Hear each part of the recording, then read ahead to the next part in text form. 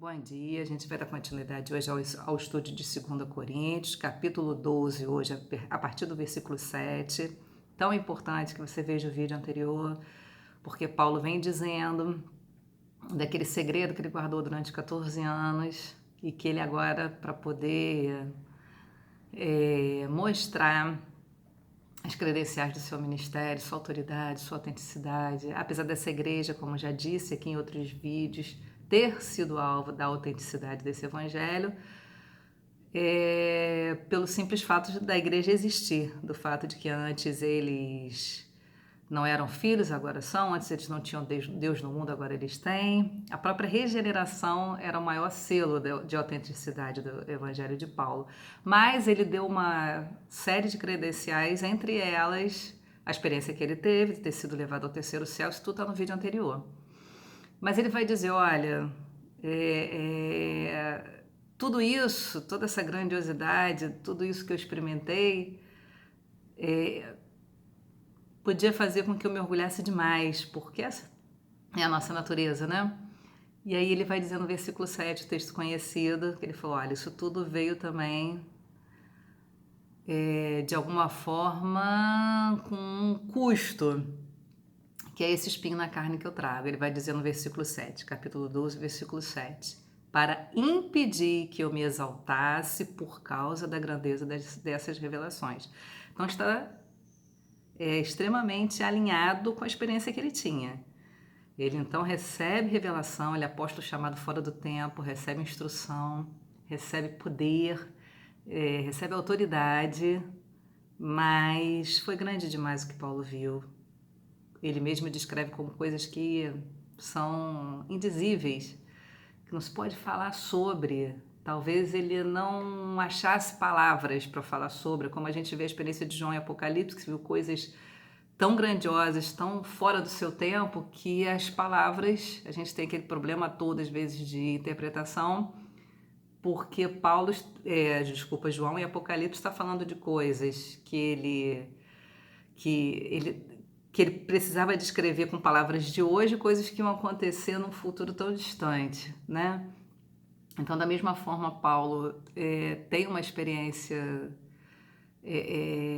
nesse lugar onde Deus habita, no terceiro céu, e então vem com um lembrete, vamos dizer assim, né? De que ele precisava desse espinho para que ele se mantesse humilde. Foi-me dado um espinho na carne. E esse espinho na carne, como toda coisa que às vezes não fica tão explícita na palavra, surgem 1001 teorias para desvendar esse tipo de coisa. Então tem N teorias, né? Sendo a mais conhecida que provavelmente ele tinha uma doença, algo que o afligia muito. Só que Calvino, ele vai dizer que na opinião dele, o espinho na carne era esse lembrete que Paulo trazia o tempo todo, de que ele não era uma pessoa assim tão espiritual que estaria isento de dor, da dor da nossa existência, que ele mesmo revela no trecho tão conhecido, o bem que eu quero fazer não faço, o mal que eu não desejo eu acabo fazendo. Paulo não estava isento dessa luta. Então todas essas humilhações pelas quais ele passou, que ele relata no trecho anterior, que está no vídeo anterior, tudo aquilo é o espinho na carne, né? Ele ter passado por tudo aquilo, toda aquela humilhação, é o espinho na carne. Seja qual for o tipo de sofrimento que a gente passa, é inerente à condição humana essa aflição que a gente traz na carne. Porque sendo pessoas que não pertencemos a este lugar, que vivemos num mundo, somos de Deus e vivemos num mundo que jaz no maligno. Temos em nosso corpo, né? O nosso corpo é a habitação do Espírito, mas eu ainda preciso lutar contra tudo aquilo que a minha natureza de nascimento traz, a minha natureza adâmica, né? que vem por nascimento, traz. Ainda que o novo nascimento, a gente ainda está aquilo que o Stott, no seu livro Ouço Espírito, Ouço Mundo, fala tão bem, o já e o ainda não. Eu já sou a habitação do Espírito, eu já experimento dos frutos dessa habitação, desse novo nascimento, mas eu ainda não estou totalmente liberta. Então essa luta de carne e espírito, essa condição humana que é decaída, essa condição humana que por sua própria essência, por nascimento, já é fadada a uma falta, isso daí já traz em nós, já é motivo de sofrimento. Só que a gente tem os mais diversos sofrimentos, a gente tem os mais diversos espinhos na carne. E aí Paulo, aqui, o dele, tinha uma função muito específica, porque Calvino vai dizer o seguinte: o orgulho foi a origem do pecado, né, de Adão. O orgulho é o último pecado, né, ele vai dizer, contra o qual a gente luta em todas as instâncias. Por que o orgulho é tão problemático? Por que que Paulo precisava desse antídoto, vamos dizer assim, contra o orgulho? E aí eu achei sensacional essa colocação de Calvino, porque todos os demais pecados têm a ver com obras mais do coração humano, né? A violência, a guerra, a difamação, a idolatria, o adultério, a promiscuidade, mas o orgulho, ele está muito linkado com as coisas boas que a gente faz. Por isso que a gente precisa desse espinho na carne, para nos lembrar de que se há algum bem em nós, não é mérito nosso, né? Então, Calvino vai fechar que esse espinho na carne, esse mensageiro de Satanás, é a própria consciência que Paulo tinha das suas fraquezas, porque ele passava por toda sorte de tribulação, que a gente já viu no vídeo anterior, né? Então, esse espinho, esse mensageiro de Satanás vinha para esbofetear, para me atormentar, ele vai dizer mais na frente, ó, versículo 8: 3 vezes roguei ao Senhor que o tirasse de mim. Ele persistiu nessa oração, e Calvino vai falar uma outra coisa também muito esclarecedora, que ele vai dizer o seguinte: não é que Deus não tenha ouvido a oração de Paulo, e não é que Paulo não tenha ciência, não tenha maturidade espiritual, sabedoria espiritual, para discernir o que pedir a Deus, como, né, aquilo que é lícito pedir. De certa forma, a gente pode inferir que Paulo provavelmente pedia a libertação desse espinho, porque ele, de certa forma, entendia que isso não ajudava no progresso do reino. Muito provavelmente, essa oração de Paulo pela libertação do Espírito era uma resposta de oração que ele julgava que glorificaria o nome de Deus, o reino de Deus, que a santidade dele, todas essas coisas que promovem a glória de Deus em nós. Só que aí o que Calvino alerta, que eu acho bem interessante, é que a gente sabe que pode pedir para que o reino de Deus em nós seja glorificado, seja manifesto, que a santidade de Deus em nós se aperfeiçoe, só que a gente não sabe como Deus vai fazer isso. A forma é que a gente não tem domínio. Deus julgou que Paulo precisava ficar com esse espinho na carne, que ele precisava desta lembrança de que ele era tão fraco como qualquer outro ser humano, apesar de todas as revelações que ele recebeu, apesar de toda a graça que ele recebeu para passar por todas as coisas pelas quais ele passou. Porque, repetindo, o orgulho, parece que ele, vamos dizer assim, que o habitar, não é habitar que eu quero dizer, que o ambiente em que ele se prolifera de forma mais eficiente é nas nossas boas obras, né? Ele vem com aquele selo do tipo: olha como eu sou capaz, né? Olha como eu sou correto, usando as palavras da parábola de Cristo, né? Do publicano e do fariseu. Ainda bem que eu não sou como este fariseu. Então, a boa obra, com essa ambiência favorável ao orgulho, ela tende a nos elevar, a colocar num lugar em que então a gente fica fechado, e Calvino vai dizer que a gente até mesmo expulsa a graça de Deus. Aí eu vou dizer um pouquinho mais para frente que é essa graça, né? Versículo 9: mas ele me disse, versículo tão conhecido: minha graça é suficiente a você, pois o meu poder se aperfeiçoa na fraqueza. E aí que graça é essa, né? Calvino vai fazer uma distinção que não é a graça, favor imerecido, não é a graça, a salvação que Deus nos concede, ainda que seja fruto, obviamente, dela, mas é este socorro que Deus dá a todos os seus filhos para que eles vençam essa luta contra a carne, para que essa batalha que a gente que nos lembra o tempo todo dos perigos que nos rondam. Ele vai falar, olha, o próprio Calvino faz uma pergunta, ele fala, então, mas por que Deus usa Satanás como um médico para a alma de Paulo? Por que um espinho que Satanás, então, aflige? Por que Satanás? E aí Calvino também fala uma coisa super interessante, né?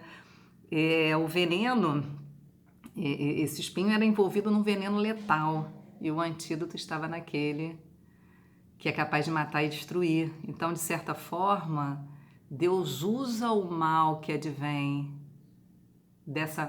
dessa ação de Satanás sobre Paulo para promover a cura, o bem. Todo antídoto é feito com veneno do animal peçonhento, né? Então, esse paralelo que Calvino vai fazer, que então Deus vai usar a própria peçonha de Satanás para curar Paulo de todo orgulho que ele possa trazer pelas experiências que ele teve, não só aquela onde ele foi levado à presença de Deus, apesar dessa ter sido a grande. Ele fala aqui dizendo que quando ele vem com essas revelações, ele vem também com o espinho para colocar ele no lugar dele. Então, é essa graça que nos socorre, é essa graça que traz sentido à nossa vida, é essa graça que diante dessa vida que tantas vezes não faz sentido, e aí eu volto a dizer que a existência humana, o sofrimento é inerente à existência humana, porque, repetindo, o mundo jaz no maligno, toda sorte de obras más surgem do coração do próprio homem. Então a gente vive cercado de tudo aquilo que nos rouba e que nos aflige e que tenta diminuir o Espírito Santo em nós. As obras do reino, os frutos do Espírito, as marcas da presença de Deus na nossa vida, no mundo. Então, quando é tão fácil você se deprimir pela manhã, quando você tem contato com essa realidade de que mundo é este, que vida é esta, que sentido é esse de existência envolto em sofrimento. A pergunta, né, que tanto se faz, para que isso tudo? De certa forma, são todas essas coisas que apontam para a nossa necessidade de Deus. Sem elas, o coração humano diria, eu não preciso, como diz, né? Diz, o coração humano diz, eu não preciso de Deus. Né? Eu tenho minhas formas de me religar na espiritualidade, eu tenho ídolos que substituem perfeitamente Deus, no entendimento cego da humanidade. Então, enfim, essa existência cercada de todo esse sofrimento aponta o tempo todo para a nossa necessidade de Deus. Sem essa falta, como diz Eclesiastes, eu vivo citando esse texto em várias ocasiões, no mundo há coisas tortas, que Salomão vai dizer, e coisas que faltam. Quem pode endireitar o que está torto? A solução definitiva para o que está torto é a redenção de todas as coisas. A gente vai conviver durante toda a nossa existência com coisas que faltam e com coisas que estão tortas. E é isso que vai nos apontar. Satanás, como mensageiro de Deus, trabalha direitinho para ele, para nos apontar a carência que nós temos dele, da necessidade que nós temos dele, que não há nada que substitua essa graça, esse socorro, essa provisão de Deus, que é a única coisa que explica a perseverança de Paulo diante de tantas coisas. Só tem uma explicação para Paulo ter ficado de pé, para Paulo resistir até o fim, até da morte ele se livrou até do medo da morte ele se livrou quando ele diz, olha, para mim, viver é Cristo, morrer é lucro. Esse homem, até este homem que não temia a morte, até este homem que se entregou completamente para ser, né, mensageiro de Deus aos gentios, até ele precisava, até ele carregava, né, precisava porque é inerente à condição humana, até ele carregava a aflição da existência humana, a aflição dessa luta da carne contra o espírito. E isso colocava ele no devido lugar dele. Ele não abriria a boca para dizer, olha, eu não sou como esse publicano, porque ele sabia que sem a graça de Deus ele podia ser muito pior do que o publicano, né? Então é isso que fica bem evidente aqui nesse texto. Vou repetir, mas ele me disse, minha graça é suficiente a você, pois o meu poder se aperfeiçoa na fraqueza. E aí o aperfeiçoa, Calvino também vai esclarecer, que não é o poder de Deus que se aperfeiçoa, mas nós, aí é a parte humana, né? Nós que somos aperfeiçoados nesse poder, nós que temos, conforme esse poder vai se manifestando, nós vamos discernindo essa graça, nós vamos discernindo esse poder, ele vai ficando manifesto, porque onde há a glória de homem, a glória de Deus não prevalece, não aparece. Então, a gente se impressiona com Paulo, não é porque ele era fariseu de fariseus, não é pela inteligência dele nas cartas dele, profundidade, pelas revelações que ele recebe. Isso tudo junto com o alto custo que ele pagou e fala assim, cara, esse cara continuou, ele não desistiu. Que força é essa que ele tinha? Nenhuma, por ele nenhuma. Mas era a graça de Deus nele. Então é isso que nos surpreende. Toda vez que a gente vê, pelo menos eu sou assim, toda vez que eu vejo um testemunho de alguém que perseverou na dor, e a dor que eu estou falando não é essa dor que é inerente à nossa existência, que é até aquele cercado dos melhores benefícios que a gente pode humanamente elencar, sei lá, de que poderia tornar uma vida feliz, até esse encontra infelicidade, porque é inerente à existência humana essa falta.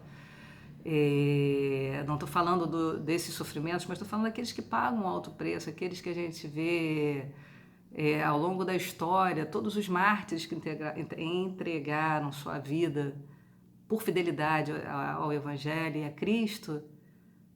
Tudo isso nos toca muito mais do que um belo sermão que fala sobre, porque o poder de Deus se manifesta, como essa pessoa foi firme e corajosa o suficiente. Eu várias vezes já me perguntei, Senhor, será que não... se você negar a Cristo, como, né, Sadraque, Mesaque e Abednego, Daniel na cova dos leões, se você não negar a Deus, se você não negar, eu vou afligir, eu vou, causar dano a um filho, será que eu teria coragem, Senhor? Acho que todos nós nos fazemos essa pergunta. Será que eu seria fiel até o fim? O que nos surpreende, o que manifesta esse poder de Deus, quando a gente vê essa fidelidade até o fim, quando a gente vê que Deus sustenta, que Deus está ali acompanhando, gerando poder, gerando força, gerando consolo, iluminando, dando instrução de que se não é Deus mostrando para a gente o valor de coisas superiores e maiores, a gente não suporta, a gente não aguenta. Então todas essas coisas são manifestas e reveladas na fraqueza, naquilo que o homem é incapaz, o homem não dá conta. Então, a graça de Deus se aperfeiçoa na fraqueza. Lembrando que se aperfeiçoa não é que o poder de Deus se aperfeiçoa, o poder de Deus é completo, o poder de Deus é perfeito, né? Deus não precisa se aperfeiçoar. Quem precisa se aperfeiçoar no entendimento desse poder, no discernimento desse poder, na experimentação desse poder, somos nós, né? Portanto, eu me gloriarei ainda mais alegremente em minhas fraquezas. De novo, porque essas fraquezas apontam para esse poder, para que o poder de Cristo repouse em mim. Por isso, por amor de Cristo, regozijo-me nas fraquezas. Quem que não tenha experimentado dessa graça, desse consolo, desse poder que nos mantém de pé, que ela fala, né? Que eu acho que é Provérbios, não tenho certeza. Se te mostrares frouxo no dia da angústia, a tua força será pequena. Esse poder que se agarra, né, nas promessas, ainda que a gente não tenha evidência, que experimenta dessa atuação do Espírito fortalecendo, mantendo a gente fiel, ainda que a gente nem se dê conta de como conseguiu. Isso tudo aqui, ele fala, por isso, por amor de Cristo, regozijo-me nas fraquezas, nos insultos, nas necessidades, nas perseguições, nas angústias. Quem que pode se alegrar nisso se nessas situações não experimentou Deus? Né? Quando o homem está esvaziado de tudo, quando o homem sabe que Não tem uma escora, não tem uma bengala para se apoiar, não tem... É Deus e sua graça. E aí você encontrou o sentido da vida, você encontrou o que você precisa de verdade. A única coisa que a gente precisa é de Deus, da sua graça, da sua presença, da sua mão, dessa realidade dele na nossa vida. Então, e é na fraqueza que isso aparece, porque a natureza humana é orgulhosa, a natureza humana rejeita Deus, não quer dar espaço para Deus. A natureza humana diz: eu não preciso, né? Eu sei mais que você, eu estou no trono, eu reino, eu sei, eu faço, eu entendo. Então, alguém que se regozija nessas coisas é porque sabe que experimentou, então, de Deus, teve seu encontro, teve o sentido da sua vida revelado, teve o entendimento do que realmente importa na vida, né? E aí ele vai dizer: porque quando sou fraco é que sou forte, quando então eu abro mão de qualquer prepotência, de qualquer orgulho, e recebo então Deus, experimento dessa mão, dessa vida, dessa mão estendida, desse ouvido aberto, né? Sou eu Deus de longe, não de perto? Não, Deus é Deus de muito perto. Deus habita em mim, habita em você, e é essa vida de Deus em nós que nos capacita para viver, né? Porque fora dele a gente, enfim, é lembrado o tempo todo que a existência humana fora dele é totalmente sem sentido, é totalmente aflita, angustiante, dolorosa, né? E isso a gente vê todos os dias quando a gente liga a televisão, acessa a internet, a gente não precisa, né? Exemplificar muito, isso toca a gente o tempo inteiro. E aí a gente experimenta de Deus nisso. Numa versão, eu não sei se é a revista atualizada, aqui onde ele diz: o mensageiro de Satanás para me atormentar, tem uma versão que diz para me esbofetear. E aí Calvino vai dizer também isso, né? Que o tamanho da humilhação, quanta gente, se um homem como Paulo, acho que é isso que a gente devia guardar hoje, se um homem como Paulo precisou ser humilhado desta forma, para que então todo o poder que a gente vê na vida dele se manifestasse, né? Toda a glória de Deus então se manifestasse através da vida dele, que a gente não tema, né? Ainda que pareça assim, é um texto muito pesado, né, da gente falar: poxa, esse espinho, Satanás como curador de certa forma, mas entendendo que veneno com veneno se combate, entendendo que enquanto eu estou ocupada com essa consciência de que eu não sou tão espiritual que não possa ser tentada, eu vou experimentando de Deus, eu vou experimentando de graça de Deus o tempo todo, porque a autossuficiência, ela afasta a graça de Deus.